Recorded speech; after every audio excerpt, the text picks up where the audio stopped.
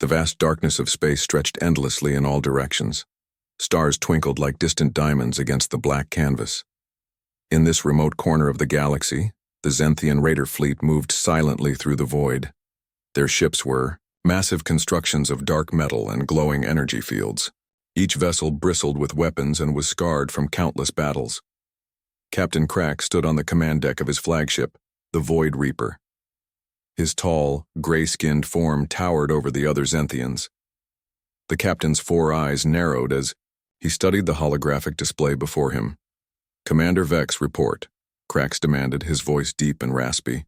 The smaller Zenthian stepped forward, datapad in hand. "We have detected unusual energy signatures from an uncharted region, Captain. Our scouts confirm it belongs to a previously unknown species." Crax's mouth formed what passed for a smile among his kind. "Excellent. How many vessels?" "Just one, Captain. Small to medium-size, primitive by our standards." The captain's interest grew. New species meant new technology to plunder, new resources to claim. The Zenthian raiders had built their empire on the bones of 1,000 conquered civilizations. One more would hardly be noticed. "Show me," he ordered. The display shifted to reveal a modestly sized vessel. It was sleek but unimpressive, with a simple design that spoke of function over intimidation. Strange symbols marked its hull. USS Dauntless. "They call themselves humans," Commander Vex explained. "Based on intercepted communications, they appear to be explorers from a system called..." Sol Crack studied the lone ship. "No escort, no defense fleet?" "None detected, Captain. They appear to be alone." The captain's laughter echoed across the command deck. "Either very brave or very foolish. Prepare boarding parties. Let's welcome these humans to the galaxy." Lieutenant Steve Rogers stared at his sensor panel aboard the USS Dauntless. His brown eyes widened as the readings spiked dramatically. "Captain Miller," he called out, voice steady despite his rising concern. "Energy disturbances at all quarters. Something's happening." "Captain." Diane Miller rose from her command chair. Her tall figure and confident stance commanded respect throughout the bridge. 20 years in Earth's space fleet had taught her that unexpected sensor readings usually meant trouble. "Specifics, Lieutenant," she ordered. "It's like space is folding in on itself. I've never seen readings like this." Miller nodded to her weapons officer. "Lieutenant Pete Daniels, bring defensive systems online." Before Daniels could respond, the space around the Dauntless shimmered and warped. Massive ships appeared from nowhere, surrounding the human vessel in a perfect formation. Their hulls were dark and foreboding, covered in strange markings and weapons ports. "My God," whispered Communications Officer Linda Martinez. They were cloaked. Miller remained calm. "Open all frequencies. Let's try talking before things get unfriendly." The main view screen flickered to life, revealing a towering gray-skinned alien with 4 glowing yellow eyes. Its mouth was filled, with sharp teeth arranged in multiple rows. "This is Captain Diane Miller of the Earth vessel Dauntless. We come in peace and wish to establish friendly contact." The alien's laugh was like grinding metal. "I am Captain Crax of the Zenthian Raiders. Your ship and its technology now belong to us. Surrender and your deaths will be quick." Miller showed no fear. "I'm afraid we can't do that, Captain Crax. We're on a peaceful mission, but we're prepared to defend ourselves." Crax leaned forward. "Curious. Your sensors must tell you that you're outmatched. Yet you don't call for reinforcements. No distress signals. Why is that?" "We have our protocols," Miller replied simply. The alien captain's eyes narrowed. "A trap? Perhaps are you bait for an ambush?" "No trap. Just a lone exploration vessel." "Then you are fools." Crax turned to someone off-screen. "Target their propulsion systems. I want that ship disabled, not destroyed." Miller cut the transmission and turned to her crew. "Battle stations. Mr. Daniels, defensive pattern Delta. Mr. Rogers, prepare contingency, Omega." The bridge crew moved with practiced efficiency. No panic, no hesitation. Rogers typed a complex sequence into his console, then placed his palm against a scanner. "Contingency Omega ready, Captain," he reported. Outside, the massive Zenthian ships opened fire. Energy beams sliced through space, connecting with the Dauntless's shields. The human vessel shuddered under the assault. "Shields at 60%, Daniels called out. "They're specifically targeting our engines." Miller nodded. "They want to board us." "Mr. Rogers, status of Omega?" "Transmission active and locked, Captain. The core is secure." Another blast rocked the ship. Sparks flew from a nearby console. "Shields at 30%, Daniels reported. "We can't take much more of this." Miller stood firm. "All hands prepare for evacuation. Mr. Rogers, final Omega protocols." Rogers typed in a final command sequence. A small, unassuming device in the center of his console began to pulse with soft blue light. Omega confirmed. "Captain, all data flowing." Miller touched her communicator. "All crew, this is the captain. Proceed to emergency pods." "This is not a drill, I repeat. Proceed to emergency pods." As the crew prepared to abandon ship, the Zenthian vessels continued their assault. With surgical precision, they disabled the Dauntless's engines while leaving life support and structural integrity mostly intact. On the Void Reaper, Captain Krax watched with satisfaction as the human ship drifted powerless. "Still no distress calls," Commander Vex noted. "Curious behavior." "Perhaps their communications were damaged," Krax suggested. "Or perhaps they know no one would reach them in time." "Boarding party's ready, Captain." "Proceed. I want their technology intact and any survivors prepared for interrogation." The Zenthian boarding vessels launched, speeding toward the crippled human ship. Krax observed through the fleet's shared visual feed as his warriors cut through the Dauntless's airlock. "Captain," one of the boarding party leaders reported, "the ship appears to be abandoned. We're detecting no life signs." "Impossible," Krax snarled. "They couldn't have escaped. Search every compartment." The Zenthian raiders moved through the empty corridors of the human vessel, weapons ready.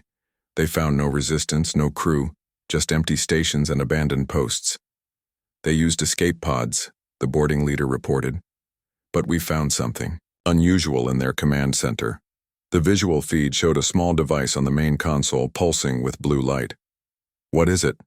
Krax demanded. "Unknown, Captain. But it appears to be actively transmitting." Krax felt a sudden unease. "Transmitting? What? To whom?" Before the boarding party could answer, the device stopped pulsing and went dark. "It appears to have completed its function," the raider reported. Krax stared at the screen, a feeling of disquiet growing in his mind. The humans had abandoned their ship without a fight, yet they had activated some kind of device before leaving. They had made no distress calls, sent no messages for help. Why would they leave this device running? He wondered aloud. Commander Vex had no answer. Perhaps it's a self-destruct mechanism that failed. Perhaps, Krax agreed, but he didn't believe it. The humans had been too calm, too organized in their retreat. They had known exactly what they were doing. "Bring that device to me," he ordered, "and locate those escape pods. I want answers." As the Zenthian fleet gathered around their prize, none of them noticed the quantum particles dancing through subspace, carrying information faster than light itself to the heart of human space. Contingency Omega was complete. The message was delivered. The Zenthians had just made a terrible mistake. They just didn't know it yet.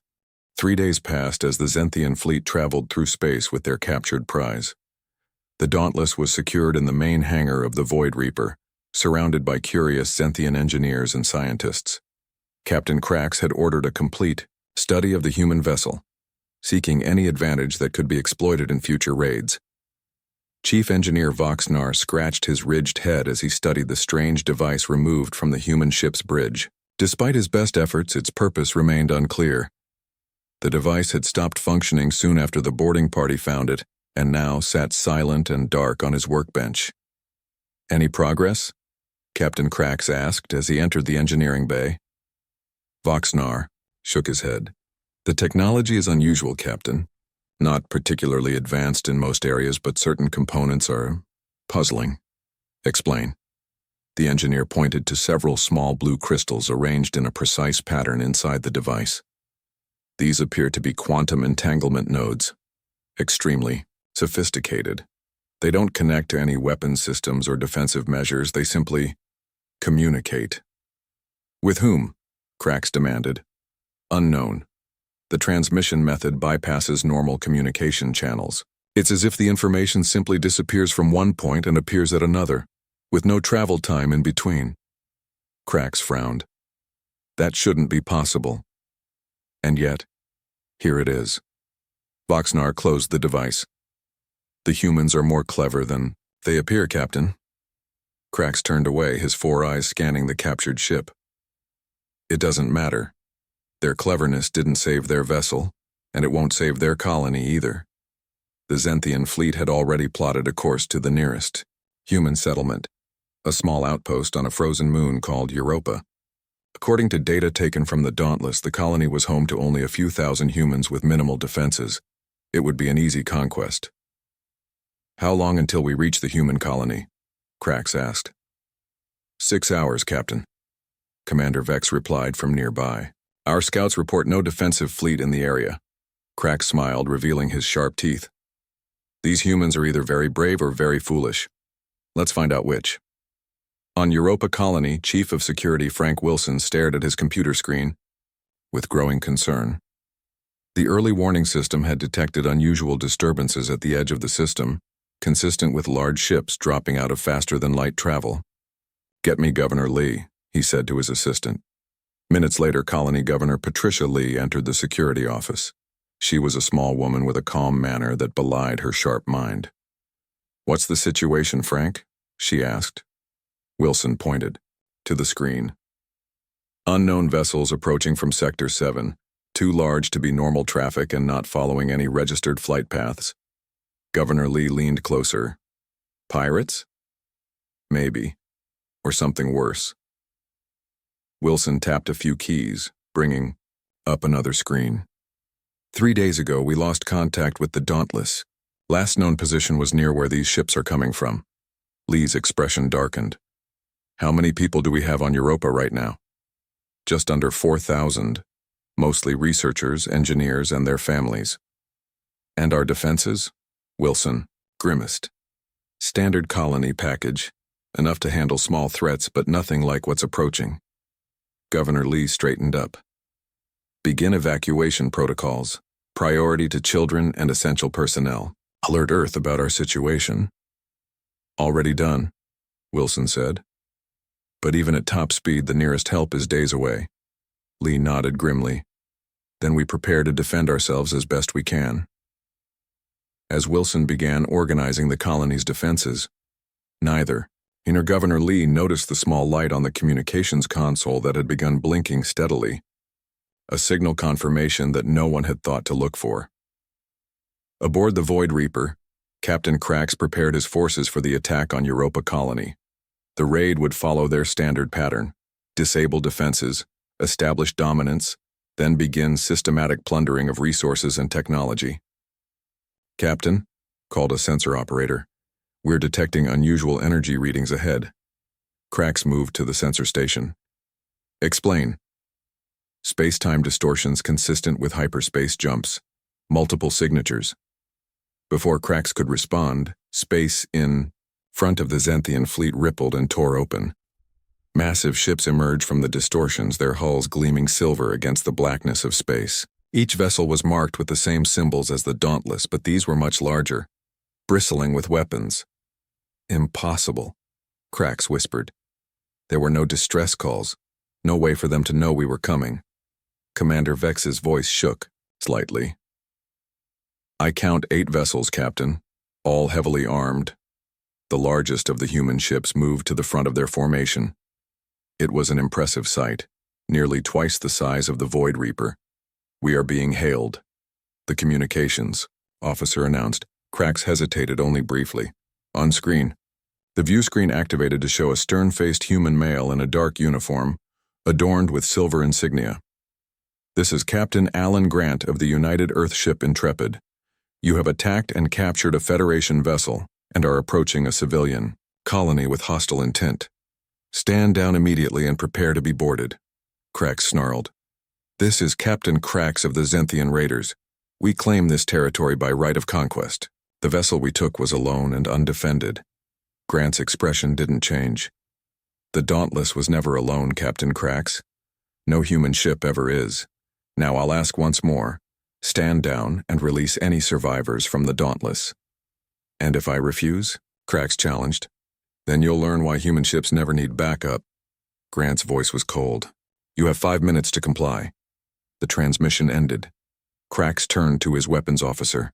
Battle formations. Target their lead ship first. The Zenthian fleet moved to engage, but the human vessels were already spreading out in a coordinated pattern that seemed impossibly precise. It was as if they had rehearsed for this exact scenario. Captain, Voxnar called from the engineering station, his voice urgent. I've figured out what that device does. Not now, Krax snapped. You don't understand. The engineer's voice rose. The quantum entanglement nodes. They weren't just communicating, they were transmitting everything. Ship positions, our numbers, our weapons, our tactics, all of it instantly across vast distances. Krax froze as understanding dawned. They knew we were coming. They've known everything since the moment we attacked the Dauntless, Voxnar confirmed. That ship was never defenseless, it was a forward scout, connected to their entire fleet. As if to prove the point, the human vessels opened fire with perfect coordination. Their weapons struck with uncanny precision, targeting specific systems. On the Zenthian ships, 2 of Krax's scout vessels were disabled before they could even return fire. Evasive maneuvers, Krax ordered, but it was too late. The human ships moved like dancers in a perfectly choreographed performance, anticipating every Zenthian maneuver before it happened. It was as if they could read Krax's mind, countering his tactics before he even fully formed them. Captain Grant's voice came through the communication system again. As you can see, Captain Krax, we were prepared for you. The Dauntless may have seemed alone, but it was connected to every ship in our fleet through the Ghost Network. When you attacked it, you revealed everything about yourselves to us. Krax stared at the view screen in disbelief. The humans had outmaneuvered him completely. In all his years of raiding, he had never encountered a species like this. Stand down, Grant repeated, or we will be forced to demonstrate more of our capabilities. For the first time in his life, Captain Krax of the feared Zenthian raiders felt something unfamiliar. Doubt. Captain Krax gripped the arms of his command chair as another blast rocked the Void Reaper. Warning lights flashed across the bridge. The human ships continued their precise, coordinated attack, systematically disabling the Zenthian vessels without destroying them. Engines down to 40%, Commander Vex reported. Weapon systems on the port side are offline. Krax snarled in frustration. Pull back. Order all ships to retreat to Rally Point Sigma. The Zenthian fleet struggled to disengage, but the human vessels pursued with relentless efficiency. 2 more Zenthian scout ships were disabled before Captain Grant's voice came through the communication system again. There's nowhere to run, Captain Krax. We've mapped your entire approach route and have ships waiting at each of your potential exit vectors. Krax slammed his fist on the console. How is this possible? How could they know our fallback positions, Chief? Engineer Voxnar spoke quietly from his station. The quantum device, Captain. When they abandoned the Dauntless, it continued transmitting. Everything we discussed, every plan we made while aboard their ship. They heard it all. Krax stared at the view screen showing the human fleet in perfect formation around his crippled ships. For the first time in his long career of raiding, he had no choice. Open a channel, he ordered. Tell Captain Grant, we surrender. Admiral Nancy Thompson stood before the United Earth Defense Council in the underground chamber beneath the Rocky Mountains. The large circular room held representatives from every major Earth settlement and colony. Holographic displays showed the captured Zenthian vessels being escorted to the Jupiter naval yards. Thanks to Contingency Omega, we were able to respond immediately to the Zenthian threat, Admiral Thompson explained. Her gray hair was pulled back tightly, and her uniform bore the marks of decades of service. The Ghost Network performed exactly as designed. A council member raised his hand. For those unfamiliar with the technical details, could you explain how the system works, Admiral? Thompson nodded. Every human ship, no matter its size, carries a quantum entanglement core. These cores maintain constant communication through subspace, undetectable by conventional means. When the Dauntless was attacked, its core immediately transmitted everything, sensor readings, visual data, audio recordings, to every other ship in the network. Another council member spoke up. So, even as the Zenthians thought they had disabled communications, they were being watched the entire time? Precisely, Thompson confirmed. The beauty of the system is its simplicity. The quantum cores require minimal power and are nearly impossible to detect unless you know exactly what to look for. The Zenthians thought they were studying us, but we were studying them. On a separate screen, Lieutenant Steve Rogers from the Dauntless appeared. He had been rescued from his escape pod near Saturn's rings and brought back to Earth for debriefing. "Lieutenant Rogers," Thompson addressed him, "your actions during the encounter were exemplary. The data you secured before evacuation gave us complete insights into Zenthian technology and tactics." Rogers nodded respectfully. "Just following protocol, Admiral. The contingency Omega training paid off." Thompson turned back to the Council. "Based on the intelligence gathered, our engineers have already developed countermeasures against Zenthian weapon systems. But we believe this is just the beginning. The Zenthians are part of a larger raiding coalition that has terrorized multiple sectors." The council chamber grew quiet as the implications sank in. Earth had encountered hostile aliens before, but none with the organized military might of the Zenthians. "What do we know about their home base?" asked a councilwoman.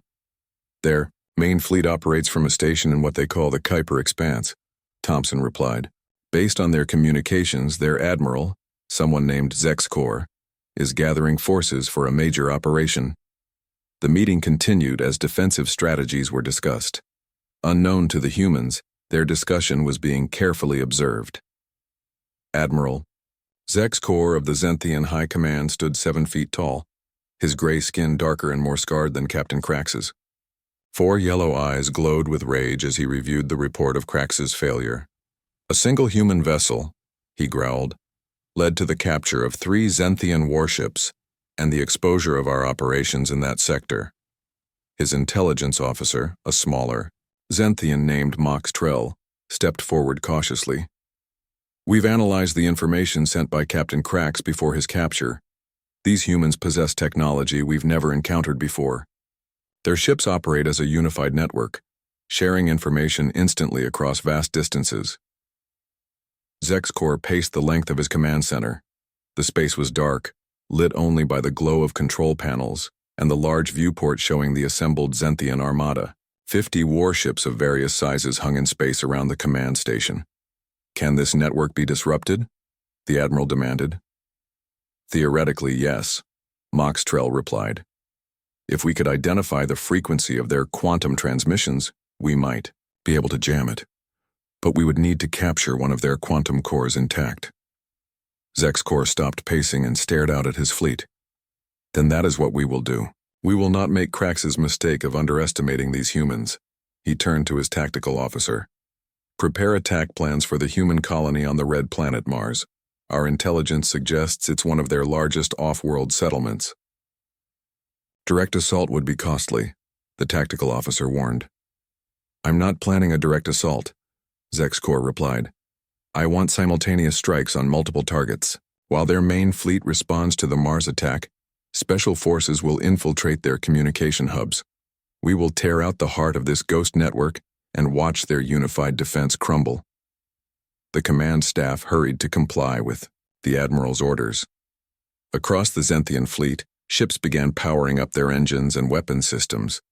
Zexcor remained at the viewport, his reflection ghostly against the stars. "These humans think they have the advantage because their ships never fight alone. We will show them what it means to face the combined might of the Zenthian raiders." Back on Earth, in a secure facility beneath the Pacific Ocean, engineers Jack Howard and Samantha Powell worked on analyzing the Zenthian technology recovered from the captured ships. Both were part of Earth's Advanced Defense Division, responsible for developing new systems to protect human colonies. "Look at this," Jack said, pointing to a schematic on his screen. "Their weapons use a modulated plasma stream. If we adjust our shield frequencies, we could reduce damage by at least 40%. Samantha nodded. Her attention focused on another display showing the quantum core from the Dauntless. The core performed better than expected. It transmitted continuously for 72 hours after the ship was abandoned. Any signs of tampering? Jack asked. None. The Zenthians couldn't figure out what it was. She smiled slightly. Sometimes the simplest technology is the hardest to understand, if you've never seen anything like it before. Their work was interrupted by a priority alert that flashed across all screens. Intelligence had detected unusual movement from the Zenthian forces. Multiple fleet elements were mobilizing, following patterns consistent with preparation for a major offensive. Looks like they're not giving up, Jack observed grimly. Samantha's expression was determined. Neither are we. The Ghost Network is now tracking every Zenthian ship we've identified. If they move, we'll know. At that moment, throughout human space, ships large and small received the same alert through their quantum cores. The Zenthians were coming, but this time, humanity would be ready. The red planet Mars glowed against the darkness of space. Its surface was dotted with the lights of human settlements, research stations, and mining operations. Nearly 50,000 people called Mars home, making it humanity's largest off-world colony. Captain Alan Grant stood on the bridge of the USS Intrepid, watching as his fleet took up defensive positions around the planet. Intelligence from the Ghost Network had given them 3 days' warning about the Zenthian plans. That was more than enough time to prepare. All ships report ready, Captain, said his first officer, Commander Susan Parker. Defense platforms are at full power, Grant nodded. And our special preparations? Complete. Dr. Martinez's upgrades to the Ghost Network have been implemented across the fleet. Grant allowed himself a small smile. When the Zenthians arrived, they would find more than they bargained for. Captain, called the sensor officer. Multiple space-time distortions detected. Zenthian signatures confirmed. Right on schedule, Grant remarked. All ships, battle stations. The space around Mars rippled as the Zenthian fleet emerged from faster-than-light travel. It was an impressive sight. Over 40 warships of various sizes arranged in attack formation. At their center was a massive vessel nearly twice the size of the Intrepid, its hull decorated with the trophies of conquered worlds. That must be Admiral Zexcor's flagship, Grant said quietly. The communications officer turned in her seat. We're being hailed, Captain. On screen, the imposing figure of Admiral Zexcor appeared on the view screen. He was larger than Captain Krax had been, with darker skin and more elaborate armor. This is Admiral Zexcor of the Zenthian High Command. Your colonies and technology now belong to us. Surrender and your people will be spared. Grant met the alien's gaze calmly. This is Captain Alan Grant of Earth Fleet. We will not surrender. I suggest you reconsider your position, Admiral. Your last encounter with us did not end well for your forces. Zexcor's 4 eyes narrowed. Captain Krax was a fool who underestimated your capabilities. I will not make the same mistake. The transmission ended abruptly. Moments later, the Zenthian fleet began to move, but not as expected. Instead of focusing on Mars, the fleet split into 3 groups, each heading toward different targets. They're dividing their forces, Commander Parker observed. 1 group toward Mars, 1 toward Phobos Station, and 1 toward the outer defense perimeter. Grant nodded. Just as we anticipated. Execute Plan Delta. The human fleet responded with practice precision, also splitting into defensive groups. As they moved, data flowed freely between all vessels through the Ghost Network, allowing them to coordinate without a single transmission that the Zenthians could detect. The battle began, as the first group of Zenthian ships engaged the Mars orbital defenses. Energy weapons flashed across space, met by human shields and countermeasures. Unlike the previous encounter, the Zenthians were more cautious, testing human defenses rather than committing fully. They're probing for weaknesses, Grant observed, looking for blind spots in our coordination. On the Zenthian flagship, Admiral Zexcor watched the battle unfold with calculating eyes. Beside him stood Mox Trell, his intelligence officer. The humans respond too quickly, Zexcor noted. It's as if they know our moves before we make them. Their quantum network, Moxtrell replied. It must allow instantaneous tactical sharing across all vessels. The Admiral nodded. Then we must proceed with the second phase. Are our special forces in position? Yes, Admiral. Strike teams are approaching the human communication facilities on Phobos as we speak. Others are targeting the quantum nodes. We detected on their defense platforms. While the main battle raged around Mars, small Zenthian craft slipped through the chaos toward specific targets. These elite warriors had trained for years in stealth operations, infiltrating and sabotaging enemy systems. On Phobos, the larger of Mars's two moons, a team of 6 Zenthian commandos breached the outer hull of the communication station. Moving silently through the corridors, they approached what their intelligence suggested was the main quantum relay for the region. We've reached the target, the team leader reported. Beginning Phase 2. The commandos placed specialized disruptor devices around what appeared to be the central communication hub. These devices were designed to interfere with quantum entanglement, severing the connections between nodes. Disruptors planted. Activating in 3, 2, 1. The devices powered up, flooding the area with carefully calibrated energy waves. For a moment, nothing seemed to happen. Then, to the commando's surprise, the lights in the facility changed from white to red, and a calm voice announced, "Quantum interference detected. Ghost Protocol Alpha initiated." Back in space, Admiral Zexcor watched his tactical display with growing concern. Despite the disruption attempts, the human fleet continued to operate with perfect coordination.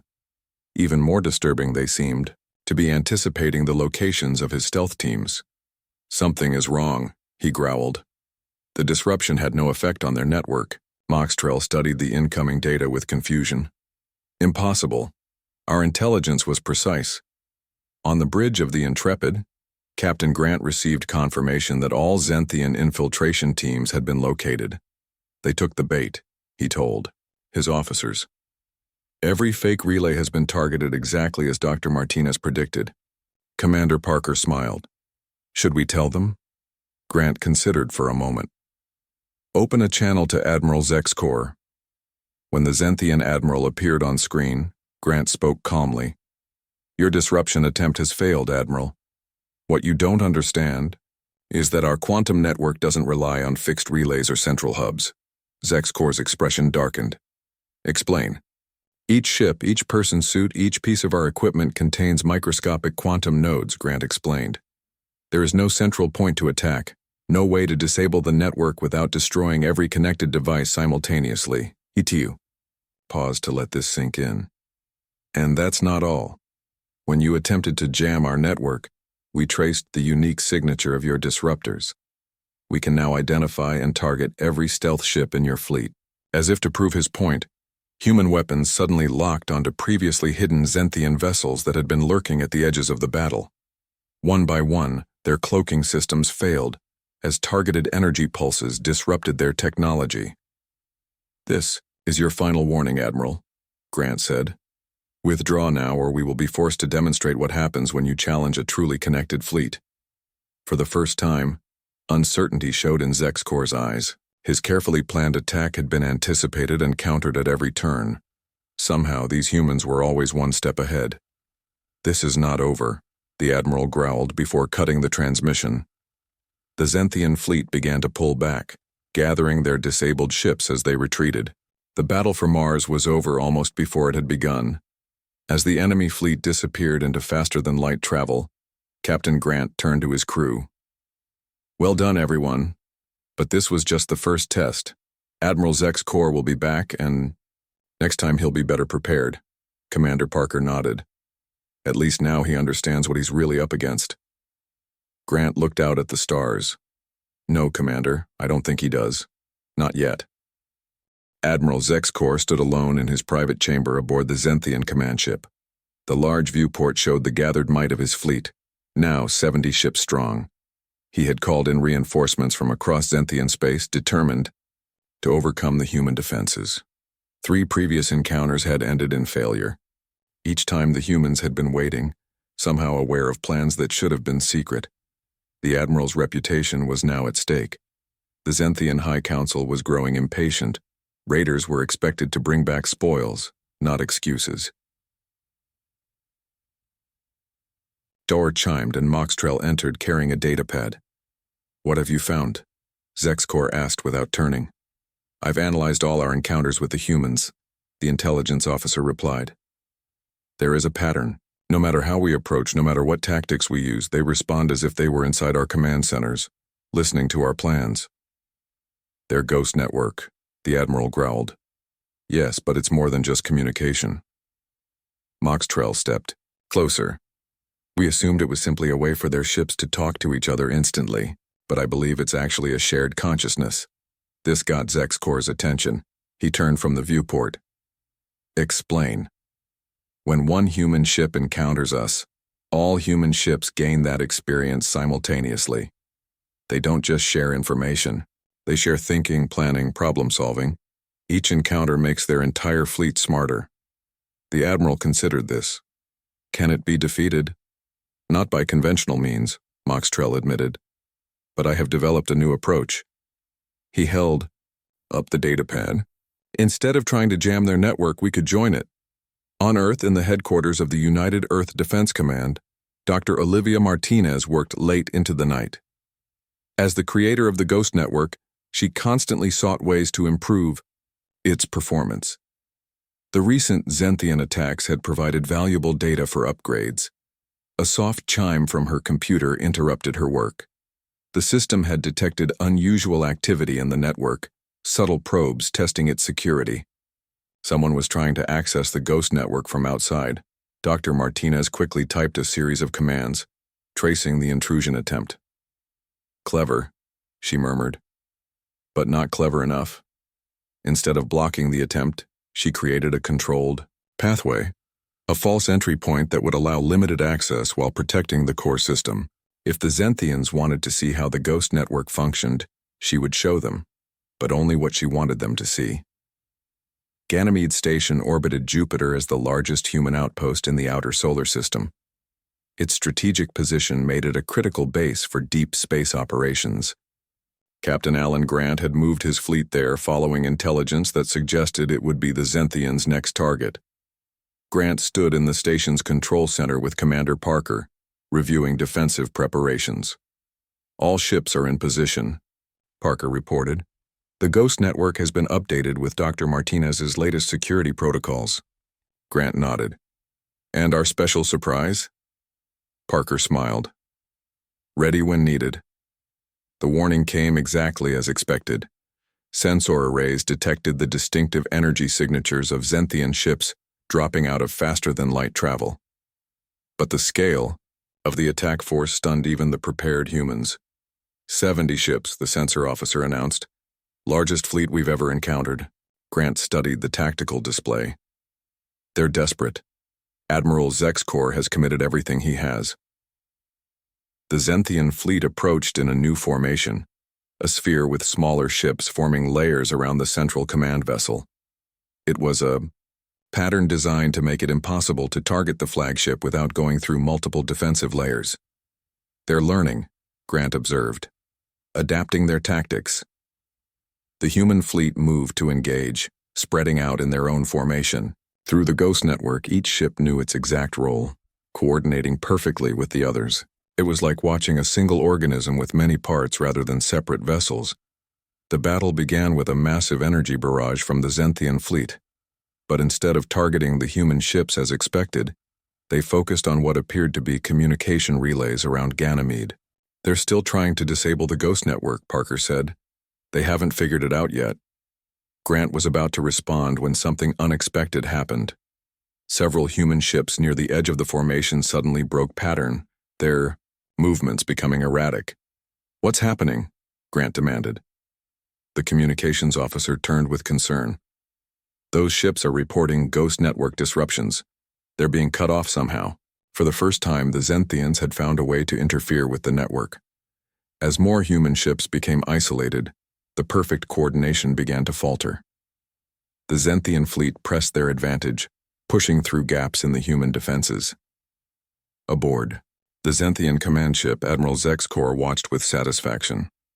"It's working," Moxtrel's virus is spreading through their network, isolating their vessels from each other. The intelligence officer nodded. By mimicking their own quantum signatures, we can create false connections that disrupt the real ones. Their ships are fighting alone now. On the Intrepid, Grant made a quick decision. Activate Protocol Omega Prime. Commander Parker looked surprised. Sir, that's never been tested in actual combat. No time like the present, Grant replied. He opened a channel to all human ships. All vessels disengage from standard Ghost network. Switch to neural backup immediately. Throughout the human fleet, captains and crews placed small devices against their temples. These neural interfaces bypass the standard quantum network, creating a direct mind-to-mind connection between all human personnel. Dr. Martinez had developed this as a last resort, a biological network that couldn't be hacked or disrupted by technological means.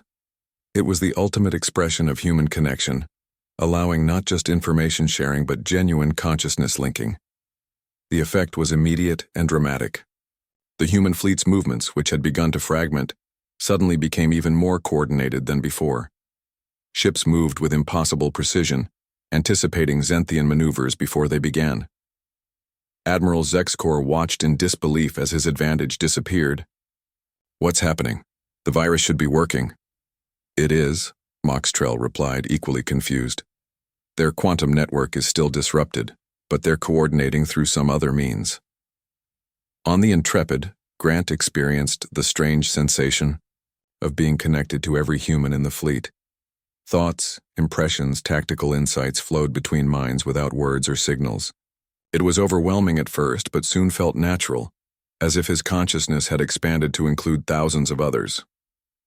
Under this new form of coordination, the human fleet began a complex maneuver, folding in on itself and then expanding outward, in a pattern that surrounded the Zenthian sphere.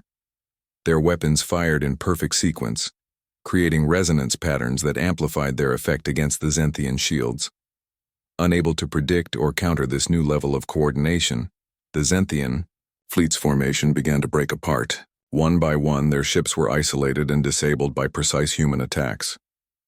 Finally, the human vessels formed a perfect circle around Admiral Zexkor's command ship, which now floated alone, its escort fleet scattered and powerless. Captain Grant opened a direct channel to the Zenthian admiral. This is your final chance, Admiral. Surrender now. The image of Zexkor appeared on screen, his expression one of reluctant respect.